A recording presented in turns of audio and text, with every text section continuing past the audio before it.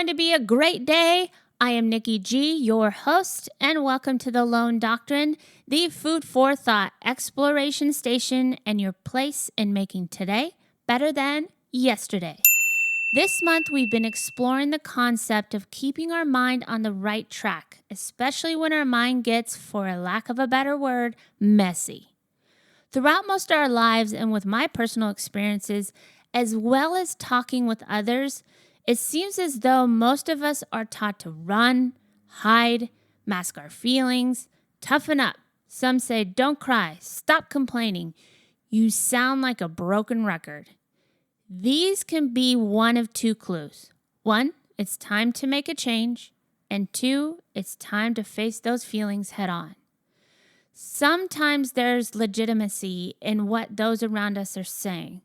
Maybe we should stop complaining. Maybe we should be more grateful. But sometimes we just need someone to listen because our minds have become so messy that all of those thoughts, the feelings we have yet to push through, are holding us captive. Some call this the victim mindset, but I prefer to view it as a place of opportunity. The first step, and sometimes the hardest step, is being honest with yourself.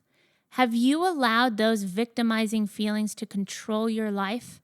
More importantly, have they taken away your peace?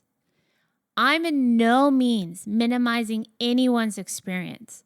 There have been times, even my own personal life, where I felt lost, my mind has wandered out of control, and I just needed time. Where I found clarity was with honesty. Here's a food for thought quote. The more of me I be, the clearer I can see.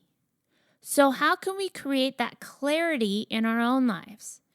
We're here to explore all the options life has to offer because life is not black and white.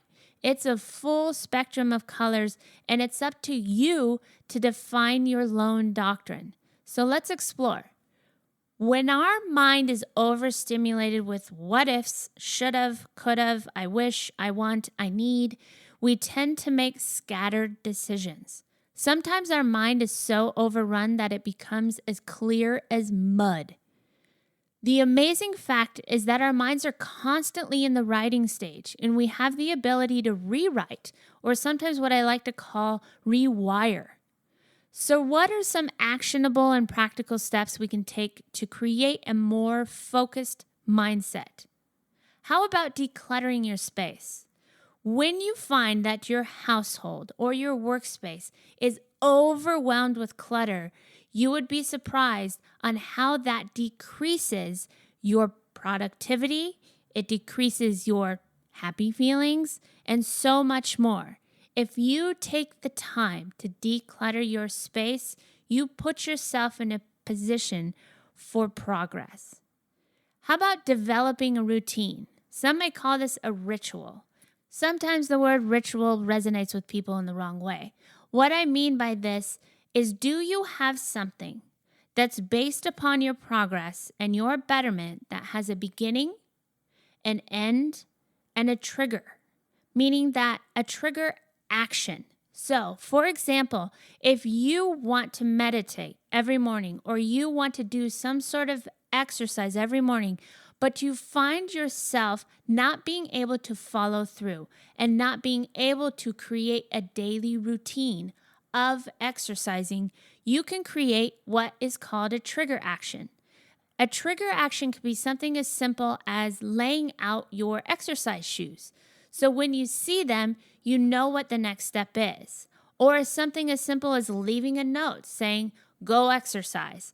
When you create this trigger action that helps you begin, you will have an end and find success in developing healthy routines. Now, how about this create, work, and rest system? Studies have shown that the work is more productive when you find the right rhythm. This is totally a random fact. In college, one of my professors showed us a study on how the human mind can only concentrate for 2 minutes at a time. 2 minutes. Now, with practice, you can extend the amount of time, but on average, every 2 minutes or so, your mind wanders onto something else. A sound, a thought, what you ate for lunch, whatever it is, you wander. And most of the time, we quickly get back on track. But sometimes we lose concentration altogether and are often la-la land. This concept of work and rest has made my life so much more productive and can be used in any facet, whether it's work, your betterment, or even breaking down your goals and dreams and desires. Start experimenting with time. What is your effective ratio? Now, you might be thinking, who's got that kind of time on their hands to do all those things? That is your messy mind feeding you excuses. I am a firm believer that betterment in each of our lives is very important. Whether it's a time in your life where you have just 5 minutes or 5 hours, it's up to you to start. To be honest with yourself and the chapter of life that you're in. Stop underestimating yourself. Short-term discomfort and failure are two of the surest stepping stones to long-term happiness, success, and significance. Fight for the strength to keep going. Don't ever stop. And keep fighting the good fight.